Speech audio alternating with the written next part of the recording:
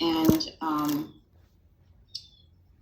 one time she was demonstrating, she did an orientation for the meditators, and she was demonstrating prostrations. And the way she did her prostration, so mindfully, slowly, with so much care, that I cried just to see that. Hmm. So she's the one who brought us today's meditation. Makes me smile to think of it. So I'm going to give it back to Roger and mute myself. Mute my bad self. Yeah. All right. Thank you, Judith. Yeah, what was wonderful about that meditation for me was it, at the beginning, it made me reflect back on, like, the very first statement: how often are we truly present in body and mind for the ones we love? So what does that mean to be truly present? Because I think that's the key. That first mantra is the key to the other five. That she made quite a few points about the first mantra before she went to the second one. And so I'm aware of my own shortcomings in that regard, still some old fears, some old desires, some old fantasies about how things could be better.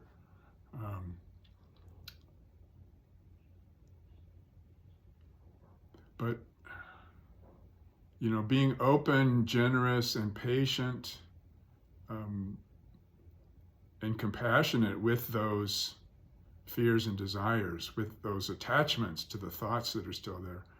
The practice has helped me to be much more present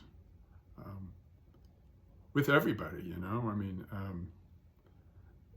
of course, it's very important, as she mentions, I think, in the third point, to be present for another, we need first to be present for ourselves. And that's, listen to ourselves and also bring that deep sense of compassion and generosity. Patience is one. I was on a trip with my sons the week before last, and we were talking about patience, that some things had gone wrong, and, Danny wasn't feeling well all the time. And so we were talking about patience, because sometimes, in traveling, I'm not all that patient. And Danny said, well, actually, you just haven't perfected your patience yet.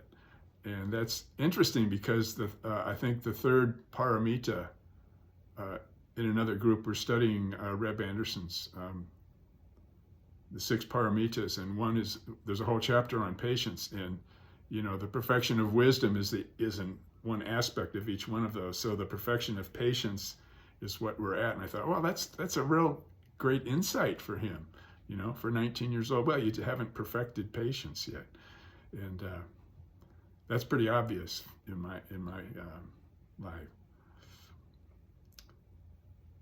So this precious gift of our presence, because what Thay says is the present moment is what we have, is what we are. And really, when we look deeply, after a while, we realize that time ceases to be a moment. The now is not really a moment. It's one of the most prominent qualities of our true nature, just our presence, is ever present. It's always present every moment of our life. And it's always accepting and with open arms, unconditionally, whatever happens. Or else it wouldn't have happened.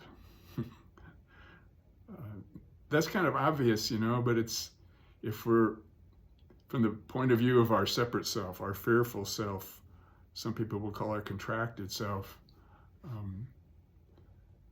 it's scary, and it feels like, well, geez, why is it open to all these Why is this great compassionate presence open to all the bad things that happen? You know, so we try to recreate the good things, the happy moments, and turn away from the suffering and grasp on to the happiness, try to preserve it. And you know, the wisdom of the Buddha is very open to that and is the model for compassion, for that wanting to turn away and wanting to grasp.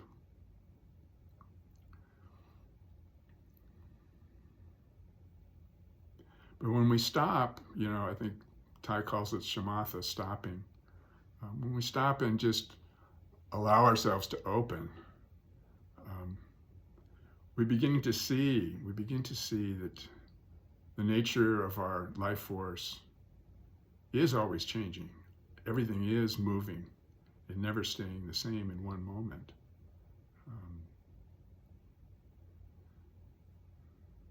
But that presence of acceptance and that presence of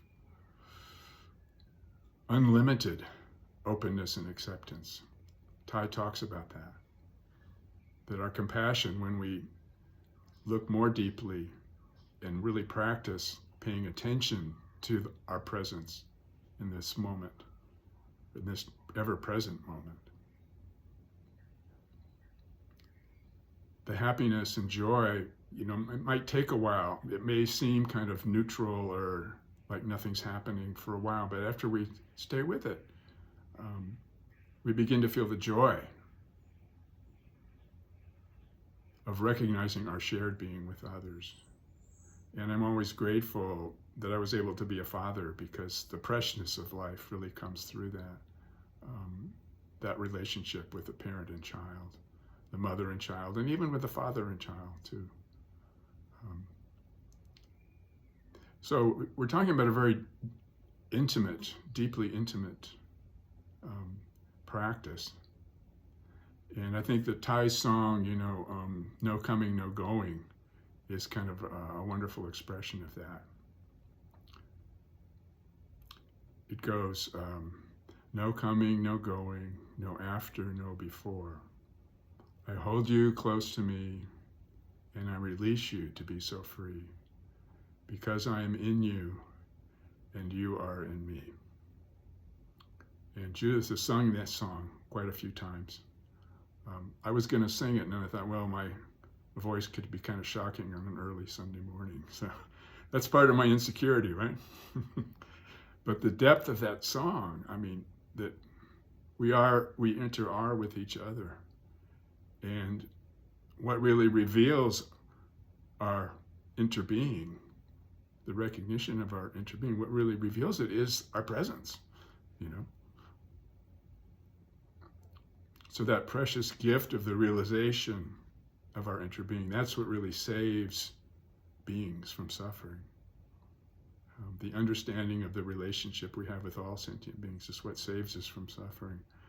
And it's not a rejection of suffering, but it's an opening to receiving the compassion of Buddha. And that great compassion, which comes from that recognition, or maybe they arise together, you know, the recognition of our shared being is a great compassion, because we naturally are very compassionate for ourselves. Even in our most selfish and deluded activities, we're expressing love for ourselves, just the wrong self, or the illusory self, the self that isn't really there, the separate self. We're all always doing that. But not only is the true self, the love and the recognition of our shared being, the true self, not only is it ever present, it's all pervasive, without limits. And there's a short little phrase from Rumi I looked at the other day. He says, "Be warmed with love, for only love exists. Where is intimacy except in giving and receiving?" So if we learn to be generous in our giving and receiving with ourselves, and open to whatever experiences come as best as we can, then we're opening to that recognition of our shared being. And only love exists.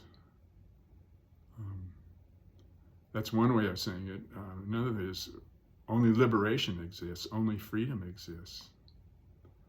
But they're all together. But as Jesus said, love is the greatest, that recognition of our shared being, that we can learn.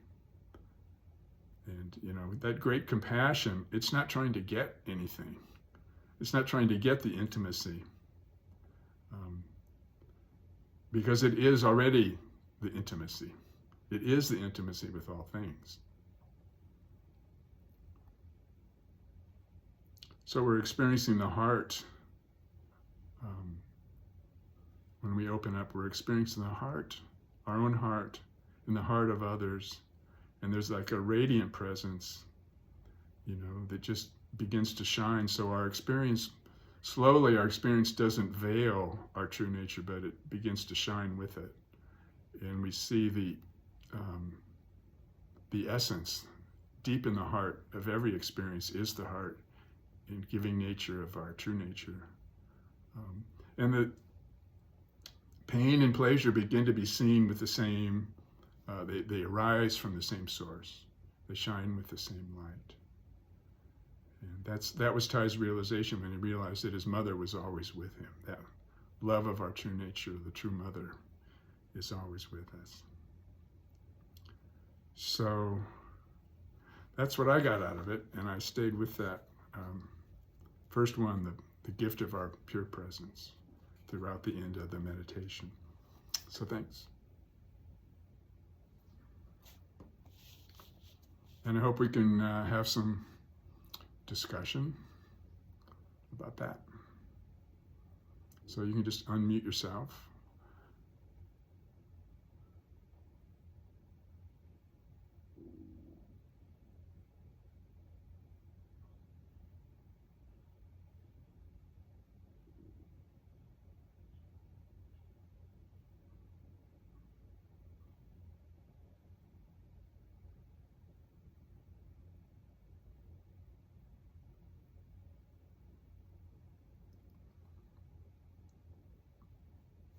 Morning, Georgina.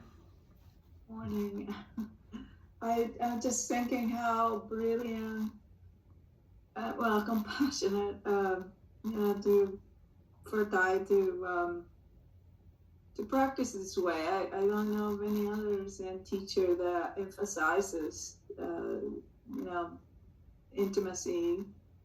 Well, I think it's part of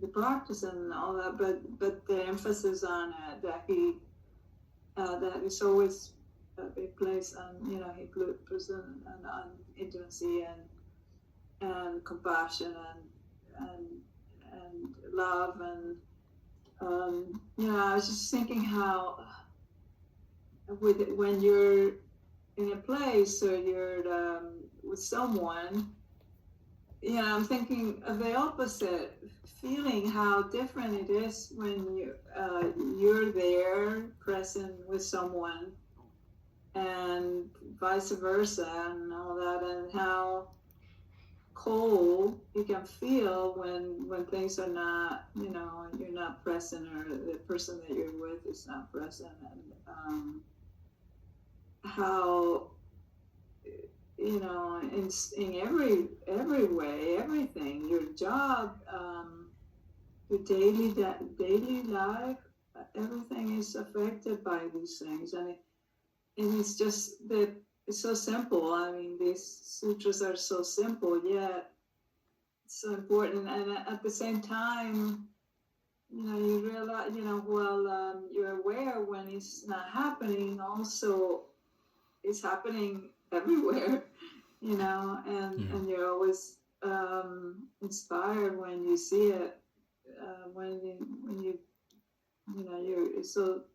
so everywhere, and with kids and animals, and also it's so amazing to see, the bond and how animals respond to this kind of thing too. It's just heartwarming, but yeah, it's just, to me, it's sort of a mystery. This, this whole heart opening, and how we're able to communicate with our hearts too, without even words. It seems like there is, our hearts have that potential to communicate in ways that are, we don't yet comprehend completely. But scientists have, I've heard a lot of talks on that. Anyway, yeah, I just, my daughter just sent me yesterday, this little, it was a thing from Instagram with a parrot peekabooing a cat on the window, and she would go on the, like this, peekaboo, peekaboo. It was so cute. And then there were all these other. And then I just kind of like, I'm not one for social media at all, but I couldn't help to see some of these other little clips of, these, animals with a monkey with all these birds cleaning him, and there were baby chicks. And then they were all like hugging, the little monkey that was laying down. It was so sweetly. It was just so warm and sweet. It's just amazing. Anyway, but I am also grateful that with my daughter, we went through some hard times earlier when she was younger, and because she I moved away, and was divorced and all that, but now we have such a great time together, and I'm grateful for that. And anyway, I like this. Thank you. Thanks, Georgina. Thank you so much for your talks and the meditation. Yeah. Thanks. Yeah. Well, thanks for that heartfelt sharing. There was one other phrase that Rumi said that kind of connects with what Georgina was saying. Sometimes Rumi would talk about God, and sometimes he would just talk about being. So I think that maybe where the Buddhist tradition and other contemplative conditions or traditions can merge is that God is being and being is God. So in this other, the first one I read was about love, and this one here he says, be only being, know only being, and love only being. This does not imply any rejection of people or things, but rather the felt understanding that all people and things are an appearance of the one infinite reality, God's being, our being. So we love others as a reflection of God's being, our shared being.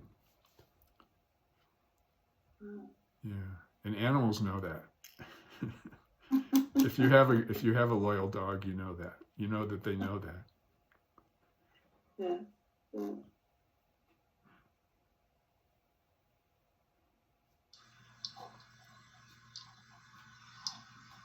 This is Judith.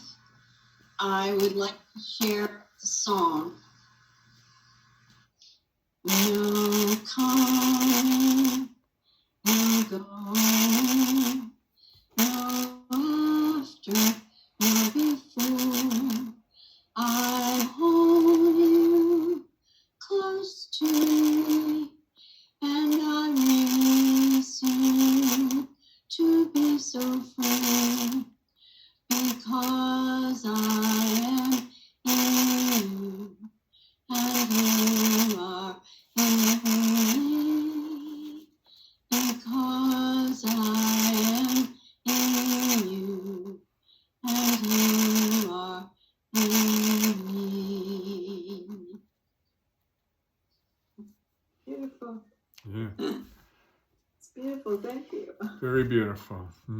Anyone else would like to share this morning? Still have time.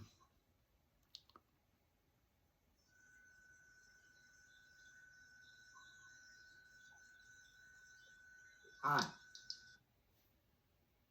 Nice to see you all. I seem to always trip over technical difficulties trying to be here on time. I get here when I get here. Yeah. It's the best I can do. But I'm being I'm not really distracted. I'm attracted to something, to what's going on in the big picture, you know, and therefore being where I want to be, you know, like in this meditation and like being able to be here now, becomes precarious. And you know, I wrote down all the each mantra, and I review them from time to time. I also have a cold, and that's about all. It's just good to see you all. Good to be here.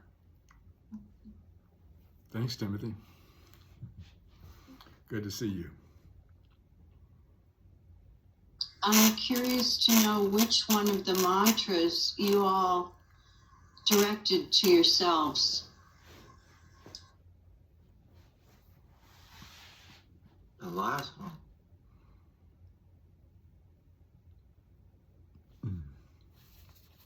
You're partly right. You're partly right, and I'm partly right. That was the one I was attracted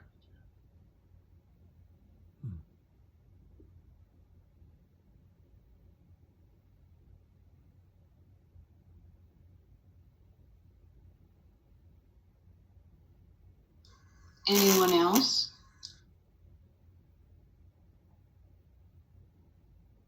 Yeah.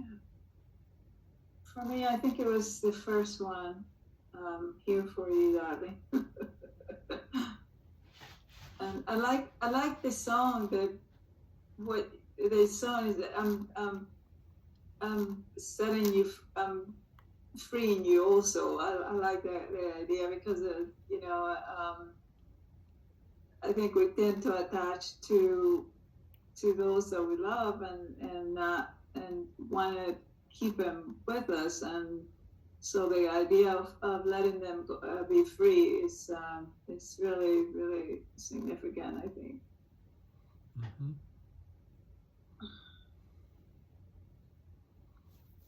Yeah, that's many teachers will say a key to healing intimate relationships, whether it's family or a significant other or a spouse, is I love you fully and freely, but I don't need you. In other words, I don't need my own attachments to my personal stuff, and I don't need your attachments to your personal stuff.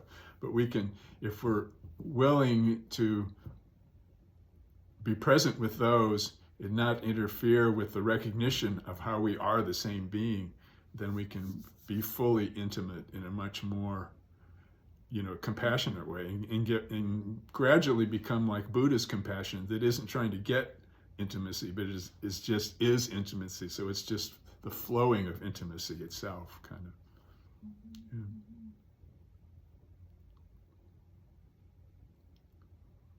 And then our relationships aren't this kind of battle of ego wills going on. Yeah.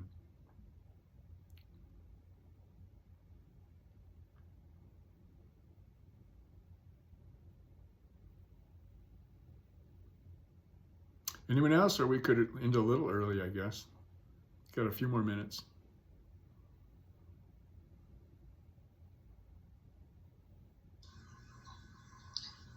This is Judith again. I've had a conflicted relationship for the last 3 years, and it's only really recently. This is the guy I travel with. His name is Brendan, and I've broken up with him 3 times, and I finally come to realize that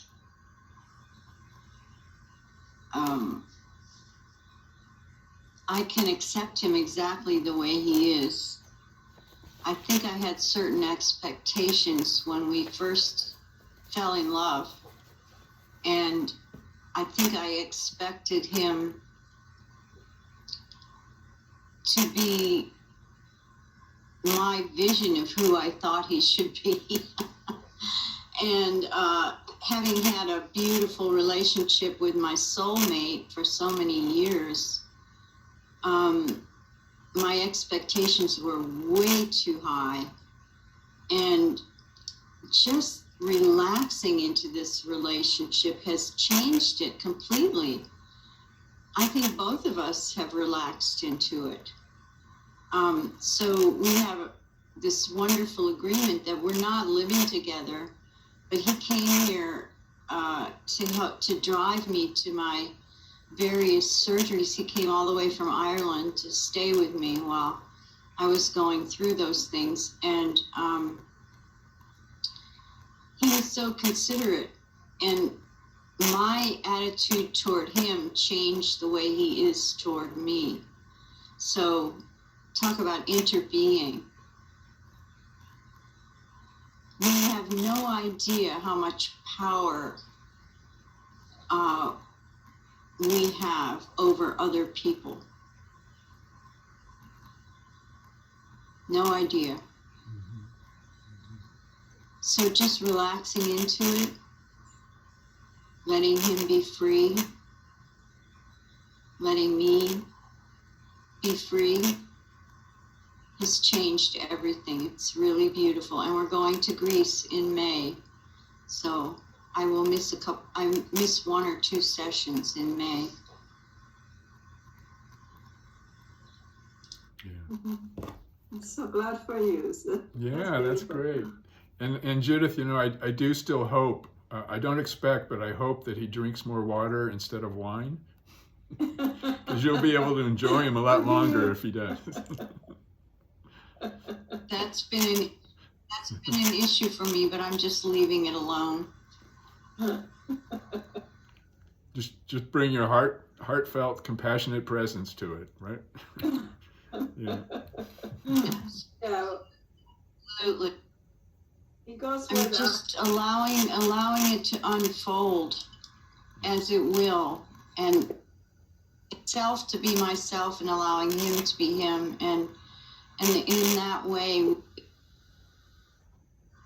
Yeah. What's that?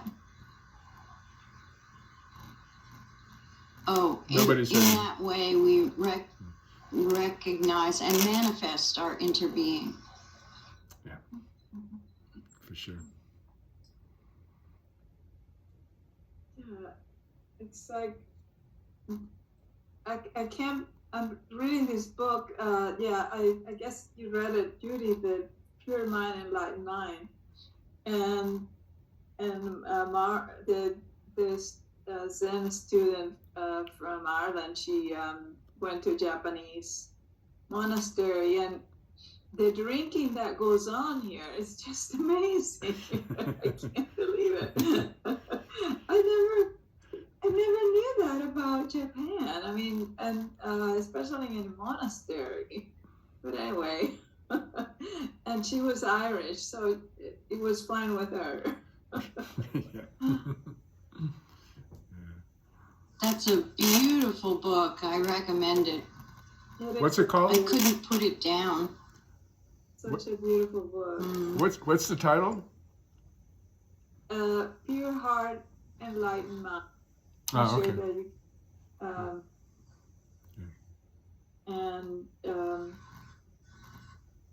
She was a young student and ended up staying there. I'm not sure for how long, and she was just brilliant. I mean, I can't even. I mean, she was just brilliant, and she writes his journals and letters to home, and the whole book is about the journals that she writes to herself and the letters that she writes home. And so from there you can get an idea of what the daily life was in the monastery, and all the all that went on, because she was a beautiful writer on top of that too. And anyway, it's definitely worth reading. She had an innate talent for meditating. Wouldn't you say that? Oh, absolutely. I mean, her insights so quickly, so young, were amazing. Yeah. I mean, Mm. it's Mhm. just amazing how quickly she learned everything, and on top of the fact that she didn't even know Japanese, and she was the only woman in the monastery too, with all these all these Japanese men. It was very interesting, and she was a full, I mean, a lot, such a spirited young woman too, full of life and Hmm. beautiful. Yeah. Well, my Alright. darlings, it's time to close. Unless somebody has something else they would like to share before we do so. Both Bob and Norma had previous engagements that disallowed them to come this morning, but they shared with me that they wish they could be here. So here we go. Thank you so much for being here. Here's Yeah. Thank you. Have a great week, everyone. you too. May the radiance of this practice benefit all beings and bring peace.